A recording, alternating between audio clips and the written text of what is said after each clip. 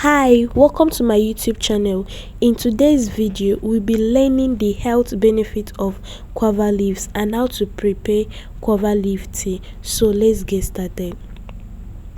Guava leaf is very nutritious because it contains vitamin C and antioxidants that strengthen immune system.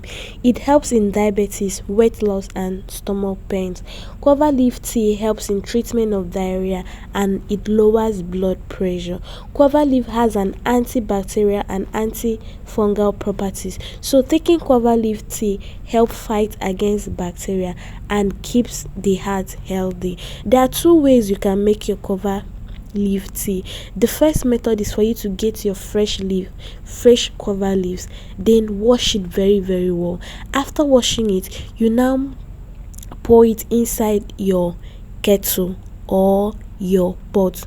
Okay, if you have not subscribed to my YouTube channel, please subscribe, like and turn on the notification bell for more videos. Thank you. Okay, after washing your guava leaves very well, you can use your kettle, you can use your pot, whatever you want to use in boiling your guava leaf tea, you can use it. Just put the fresh leaves inside your kettle, then add water to it. I'm using this large quantity because I'm going to store mine in my flask and take it later in the day. Yes, so after pouring water inside your kettle, you now boil your guava for 2 to 3 minutes. Then after that, pour it inside your teacup or your glass cup. Then to enhance the flavor, you can add lemon to your tea. Yes, after that, allow your tea to cool before taking it. I store mine in my flask so that if I come back from work, I will take it in the night.